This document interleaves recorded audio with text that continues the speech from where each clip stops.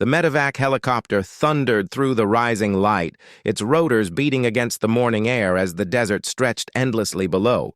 Harris sat beside Major Hayes, his hand pressed against the stretcher rail to keep her steady, her face pale under the film of dust and smoke, the medic working quietly beside her IV lines, trembling with each jolt of turbulence.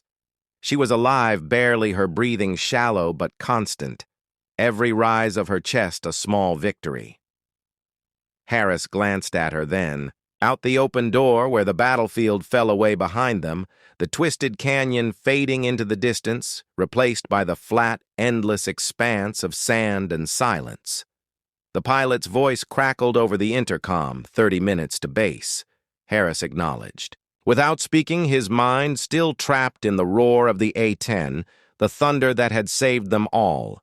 At the forward base, medics rushed to meet them, the rotors still spinning as they lifted Hayes out on the stretcher, the smell of burned metal and hydraulic oil following her like a shadow. Harris stepped aside, his gear heavy with grit, his body aching, but his thoughts were fixed on her. The impossible flight, the voice that had never wavered as everything burned. The general arrived moments. Later, his uniform still immaculate, his expression stone hard, he asked if the mission had succeeded. Harris nodded. "Yes, sir. The package is secure, but it cost us an A-10. The general looked past him to the medics disappearing into the triage tent and said nothing for a long moment, then turned away, his silence heavier than any reprimand, inside the tent. Hayes drifted between consciousness and the edge of blackout flashes of the canyon burned into her mind, the scream of metal, the fire, the pull, of gravity, and then the sudden quiet, when everything went still. She heard voices around her, muffled and distant, felt hands on her shoulders moving, her tubes tightening, but she could not lift her head. Somewhere nearby, Harris spoke low, telling the doctors what had happened, describing how she had flown through a canyon. No machine should have survived, how she had held the line until the last round was fired. She wanted to tell him to stop, to tell him it was just instinct, not bravery, but the words stayed trapped behind her lips, her body too weak to speak. Outside the tent, the base stirred with the first reports of the mission, success broadcast through the network, the impossible air run already turning into rumor. Soldiers whispered that an A-10 had flown lower than radar itself, that it had defied every order and somehow come back in pieces but alive. The mechanics gathered near the hangars, staring at the black smoke still rising on the horizon from where the wreckage lay. Harris listened without speaking, his eyes fixed on the horizon. He knew what they were saying. He had seen it too, that impossible flight that had turned disbelief into silence. He turned when the general approached again, his voice low. "She is stable. For now, you and your team will debrief in an hour." Harris nodded, but he was not listening. He walked to the flight line where the sand stretched endlessly under the growing heat of the sun, the wind whispering through the wreckage of other missions, the hum of engines still waiting for their next flight. He thought of her words in the canyon told you it could be done, and felt a slow, quiet respect settle over him, a sense that what she had done would not fade with the next report or the next battle. He looked toward the distant haze where the canyon lay unseen but never forgotten, and somewhere in the wind, he thought he heard the echo of engines still roaring through the clouds, as if her A-10 refused to rest, still proving them wrong. The days passed in a blur of reports, debriefs, and the endless hum of the desert wind. Major Hayes remained in the field hospital, her body wrapped in bandages, her mind hovering somewhere between the mission and the quiet beyond. The medics said she was lucky, but Harris knew luck had nothing to do with it. She had survived by will alone, by the same force that had driven her through that canyon when the rest of them had already accepted death.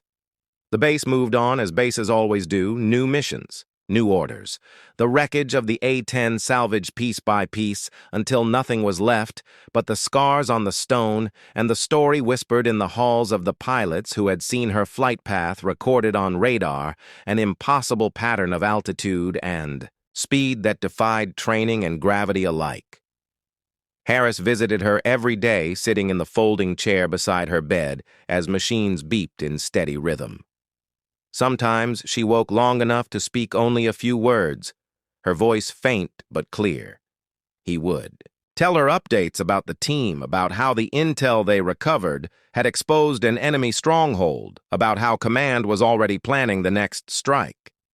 She would listen, eyes half open, a faint smile crossing her face when he said the mission had saved lives. When she drifted back into sleep, he would stay a while longer watching the monitors, the rise and fall of her breathing, the faint hum of life that refused to fade, and each time he left, he would glance once more at her medals hanging. From the small table by the bed, outside, the tent, the talk spread through the ranks. They called her the ghost of the canyon, the pilot who flew below radar, the woman who did what no one thought possible. The mechanics rebuilt another A-10 in her name, marking the nose with the call sign she had used Viper 1, her name painted in black beneath the canopy. The sound of its engines during testing echoed across the runway, like a promise, like a memory that would not die. The general stood on the observation deck one morning watching the new bird lift into the sky, its silhouette cutting clean against the dawn. He said nothing, but Harris, standing beside him, caught the faintest trace of a nod, a gesture that meant more than words. Weeks later, Hayes was on her feet again, walking slowly through the medical wing, her steps unsteady but her eyes sharp, the same fire still. There.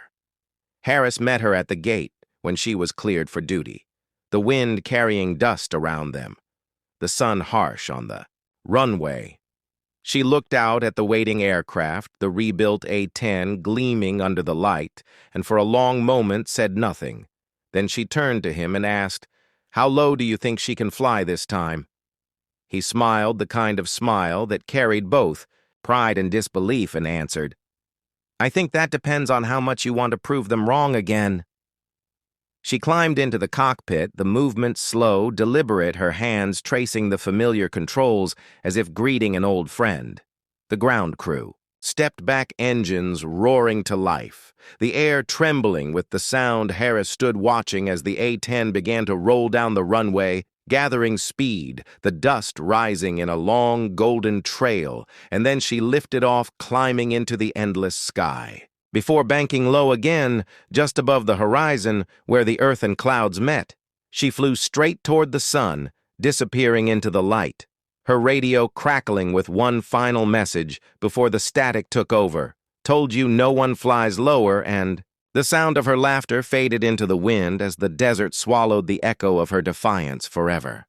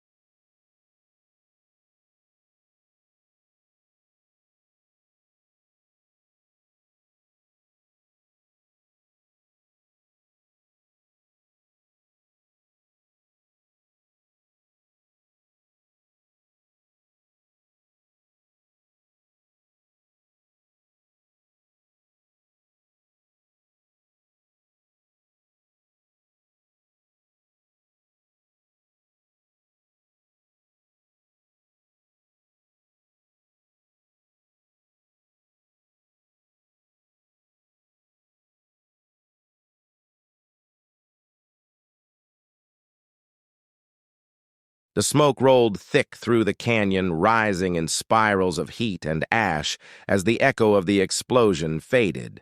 Major Hayes fought the controls, the A-10 trembling under her hands. Its right wing shredded its hydraulics, screaming the smell of burnt metal filling the cockpit. She had pulled up in time, but barely, the aircraft shaking like a wounded animal, the engines coughing flame. She scanned her instruments, every light flashing red, but her eyes locked on the radar, where the SEALs moved still. Alive, still fighting their path toward the extraction zone not yet clear. She gritted her teeth, forcing the stick forward, trying to stabilize the craft. The canyon walls a blur of jagged stone rushing past on either side, her breath steady and shallow, her heart a steady hammer of resolve. Below her, the SEALs were pinned again. Harris, shouting over the comms that they were out of cover, that enemy vehicles were rolling in from the south. Hayes heard him clearly, despite the static she responded in. A calm voice that hid the fire burning in her chest. Copy that, moving in again. The A-10 dropped low through the dust smoke, streaking across her canopy, her eyes fixed on the shapes ahead, the dark silhouettes of enemy armor glinting through the haze. She armed the remaining rounds, the cannon clicking into place, the weapon system coughing from overuse but still alive. The first burst tore through the dust, a flash of orange and black as one of the vehicles erupted in flame, the recoil shaking. Her entire body, but she held the line, her hands locked steady even as the plane fought her every inch.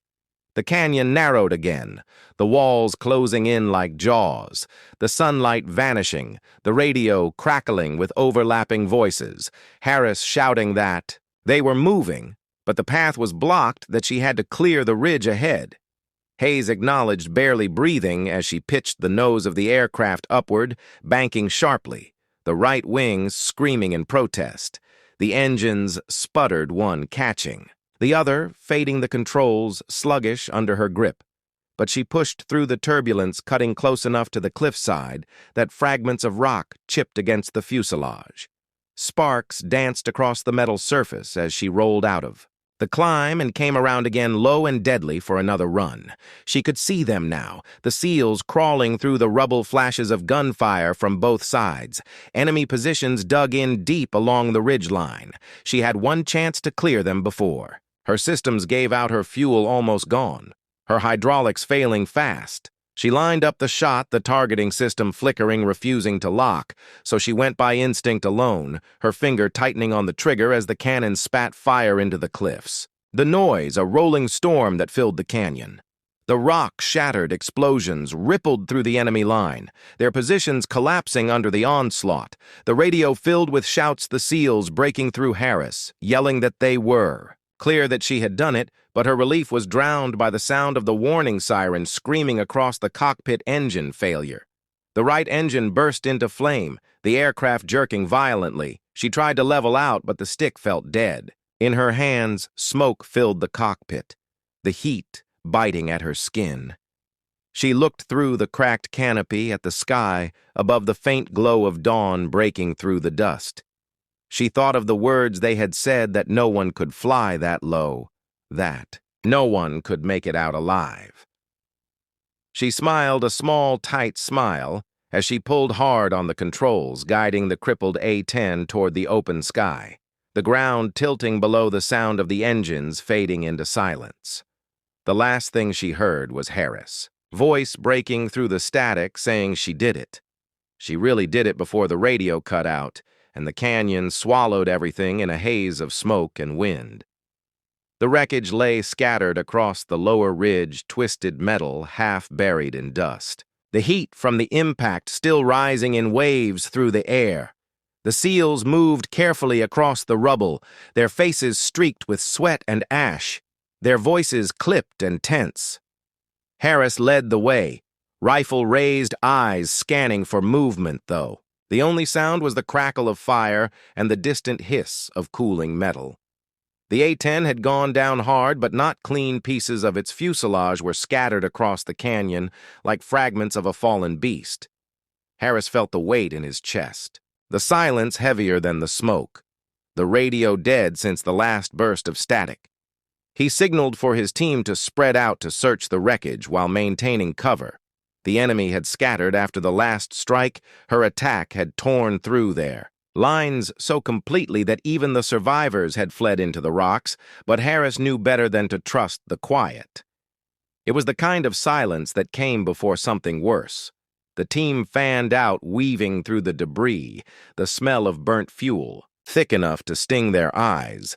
They found one of the wings wedged into the canyon wall, blackened and bent, but no sign of the pilot.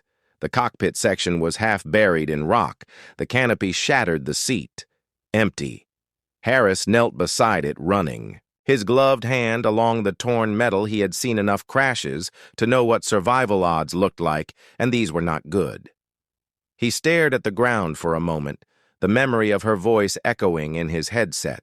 Steady, calm, unbreakable. She had flown that machine, like it was part of her body, had pulled them out of a death trap that no air support should have even reached. He looked up at the team, his expression unreadable. Then he said softly, "Keep searching." She had saved them, once he was not about to leave her behind. The SEALs worked in silence, overturning wreckage, scanning for footprints, signs of movement, anything. The canyon wind picked up, blowing through the smoke, carrying with it the faint metallic creak of cooling steel. Harris followed the sound down a narrow slope where the debris had collected near the edge of a dry riverbed. Something shifted below the wreckage, a faint movement almost too small to notice. He froze, signaling the others, then approached slowly. Rifle ready. The shape moved again. A piece of the fuselage rolled aside, revealing a hand gloved and trembling. He dropped to his knees, clearing debris with rough, hurried motions, until he saw her Major Hayes, her flight suit torn, her face streaked with soot, but her eyes open, barely conscious, barely breathing. He called for a medic, the words breaking through the static of his own disbelief. She was alive somehow against every law of physics. She had survived the crash. The medic moved in fast, checking her vitals, while Harris looked up at the sky where smoke still curled from the canyon rim. Above them, the faint thump of helicopter blades echoed through the haze, the extraction team inbound. Harris keyed his radio again, static at first, then a faint reply confirming their position. The SEALs formed a perimeter, weapons ready, as the medic worked over her, stabilizing her for transport. Hayes tried to speak her voice. A whisper, lost in the wind. Harris leaned closer and caught just a few words low enough that only he could hear. "Told you it could be done." Then her eyes closed again, not from defeat, but from exhaustion, and Harris looked back at the broken A-10 that still smoked in the rising light. The chopper descended slowly, kicking up waves of dust, the team loading her stretcher aboard as the sound of rotors drowned out the silence of the canyon. Harris climbed in last, glancing once more at the battlefield below the wreckage. The smoke, the impossible path she had flown, and somewhere deep inside, he knew this was not the end, because something in her eyes, even in that last flicker, had promised more to come.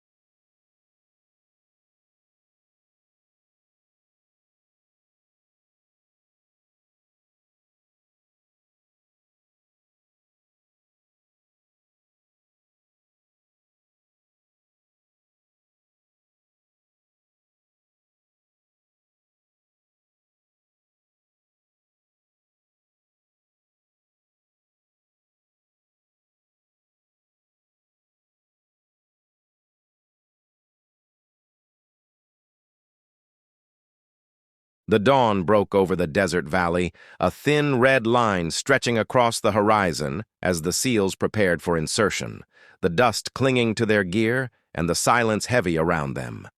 Major Alexandra Hayes stood by her A-10 Thunderbolt the engines, humming softly as the desert wind swept across the airfield, the heat already rising like a warning. She had been told the mission parameters once by the briefing officer and again by the general himself. The SEALs would move through a narrow canyon to extract an intelligence asset while her job was to provide cover fire from the air. But there was a catch. The canyon walls were too high for normal flight paths, and the SEALs had muttered that no pilot could fly that low, not with that. Much enemy presence and not with that kind of machine. The A-10 was built for ground attack, but not for threading through stone corridors barely wider than its wings. Hayes listened quietly, her gloved hand resting on the cold metal of her plane, every word echoing like a challenge waiting to be answered. And as the general gave his final nod, she caught the look from one of the SEALs, half grin, half doubt. That look stayed with her as she climbed into the cockpit. The engines thundered to life, the roar, breaking the stillness of the morning, her canopy reflecting the first sharp rays of light. The ground crew scattered back, giving her the thumbs up as the radio crackled in her ear, confirming the mission clock was live. The SEALs moved, out in their convoy below, heading toward the canyon, while she taxied down the runway, pushing the throttle forward, the twin engines screaming as the A-10 leapt into the sky, the dust trailing behind like a comet tail. She could feel the vibration. Through her bones, the hum of the machine like a heartbeat that matched her own. She leveled off low, flying just above the sand, her eyes scanning the terrain ahead. Every ridge and dune burned into her memory from the maps she had studied all night. The radio was quiet except for short bursts of updates from ground command, but beneath that quiet she felt the pulse of anticipation, the weight of what was coming. The SEALs were moving through hostile territory, the enemy entrenched in the cliffs, above the canyon, and she was their only cover. She adjusted her altitude lower and lower each descent, bringing her closer to the jagged stone edges that reached for her wings. The first hint of contact came like a whisper, static breaking across. Her headset followed by the clipped voice of the SEAL team leader. Contact left 20:00. She banked hard to starboard, the G-force pressing against her chest as she descended further, the canyon opening like the jaws of a trap below her. The rocks blurred past her canopy so close she could almost touch them, the A-10's engines howling as she dropped into the valley floor. The enemy fire lit the cliffs in flashes of orange tracer rounds, cutting through the air. She adjusted the throttle steady, her fingers dancing across the weapons panel, locking targets as her training took over. The world became motion and sound, the rattle of the GAU-8 cannon bursting to life, tearing through enemy emplacements like thunder rolling across the valley. Floor below. The SEALs moved under her shadow, their position illuminated by the explosions above the radio, alive with their clipped calls for movement and support.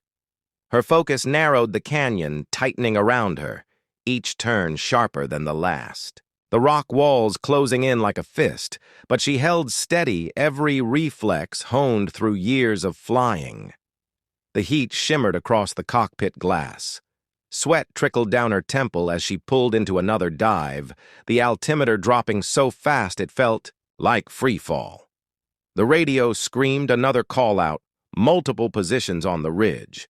She responded with steel and fire, the cannon roaring again, the recoil shaking the aircraft, her vision blurring from the vibration, but she held her course, hugging. The canyon wall so close, the wingtips brushed the dust from the stone. The SEALs below moved in rhythm with her strikes, their path carved open by each burst of firepower. She could hear their leader over the comms shouting, "Move, move, move," his voice, raw but alive. The A-10 roared again, the echo bouncing off the cliffs as she climbed slightly to avoid a protruding ledge. The sky vanishing above, replaced by shadow and smoke. Then came the warning light blinking red on her console, a heat signature. spiking from the cliffs to her left. She twisted hard, banking with every ounce of strength, the missile streaking past her right wing, the explosion rattling the air around her. She caught her breath, the shockwave rocking the plane, the alarms screaming in her headset.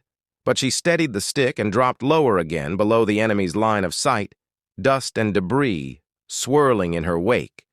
Her heart pounded, but her voice stayed calm over the radio. Target neutralized. Continue movement.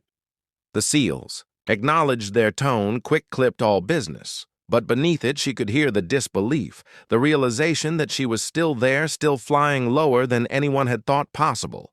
She guided the A-10 through another turn, the light dimming. As the canyon narrowed, her fuel running, lean, her systems running hot, but she pressed on the extraction point still miles ahead. The SEALs were moving fast, but the enemy was regrouping, setting up at the far end of the canyon where the walls curved sharply into an ambush. She could see it forming on her radar dots, blooming like a storm waiting to break. She had one pass left, one chance to clear the path before the SEALs walked into it.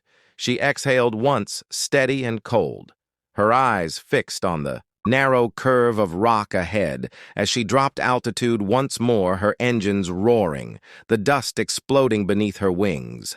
And as she pulled the trigger, unleashing another burst of fire into the canyon ahead, the world lit up in flame and fury, and the radio went silent, leaving only the echo of her engines and the waiting silence that followed. The air rippled with the shock wave from the last strike, dust and heat swirling through the canyon as Major Hayes steadied the stick, the A-10 groaning under. The strain of low-altitude maneuvers, her breathing sharp through the mask, her heart hammering against her ribs. Below her, the SEALs pushed forward their dark figures, moving like shadows through the smoke, their voices sharp bursts of sound across. The comms she could barely hear over the roar of her engines. The canyon twisted ahead, narrowing again, the walls high enough to block radar and light the path, a knife edge of stone and danger. She checked her instruments, the fuel gauge low, the warning lights flickering, but she ignored them because the team below still needed her, and they were far from clear. A voice cracked through the radio. "Harris, the SEAL leader, we are pinned at the bend. Hostiles above both sides. We cannot move Hayes." Banked hard, the G-force crushing her into the seat as the A-10 tilted sideways, scraping air so close to the rock that sparks flew from her wingtips. The targeting system locked. She fired again. The GAU-8 spitting fire and thunder, the vibration shaking every bolt in the cockpit. The rounds tore into the ridge, shredding the enemy positions above the SEALs as fragments of rock and steel rained down in an avalanche of noise and chaos. Harris shouted over the channel, "Target destroyed, moving now," but she could hear the urgency behind his voice, and she knew it was only getting worse. Smoke filled the canyon thicker now, visibility dropping to almost nothing. Hayes adjusted her altitude lower than safety allowed her instincts, taking control as she flew by, feel alone, reading the subtle shifts of air pressure, the rhythm of the canyon itself. The alarms blared in her headset, heat warning systems overload, but her focus stayed fixed on the radar where new signatures appeared at the far end of the valley, more enemy vehicles moving into position. They were trying to trap the SEALs inside, and she was the only thing standing in their way. She switched to the secondary weapon system, her thumb hovering over the release she lined up the run perfectly in her mind before diving again. The A-10 screamed through the narrow gap, the engines tearing at the air as she unleashed the payload explosions rolling across the canyon floor in waves of light and fury. Her vision blurred from the recoil, her body pressed hard against the seat. Yet she held the course steady until the last moment, pulling up barely in time to avoid a collision with the rising cliff. The radio erupted with voices, Harris shouting that they were clear, but she caught another tone beneath it. Something else, fear maybe, or disbelief that she had survived the run. The A-10 leveled out, low smoke curling around its wings like ghost trails as she circled back over the canyon, scanning for any sign of movement. Her Fuel was dangerously low, systems flickering, warning after warning, the aircraft wounded from the stress. But she refused to climb out. She could not leave them yet. The SEALs had reached the extraction zone, but enemy reinforcements were closing fast, the radar lighting up again with new threats. She descended once more, despite every indicator screaming for her to abort. Her eyes locked on the shapes below, the only thing that mattered now. Her hand tightened on the controls as the canyon opened, into a final wide basin where dust and chaos merged into one. She lined up for one last strafing run, the engines howling the metal of the plane, trembling as if it understood the risk she was about to take. As she dove, the sun broke through the haze, casting long streaks of light across the wreckage and smoke. She could see the SEALs moving toward the waiting helicopter, but beyond them came the flash of hostile fire. She adjusted her aim one last time, the world narrowing to a tunnel of motion, sound and willpower, her finger tightening on the trigger as the earth rose to meet her, and then everything vanished in a wall of flame and thunder, leaving only silence and the fading echo of her engine still.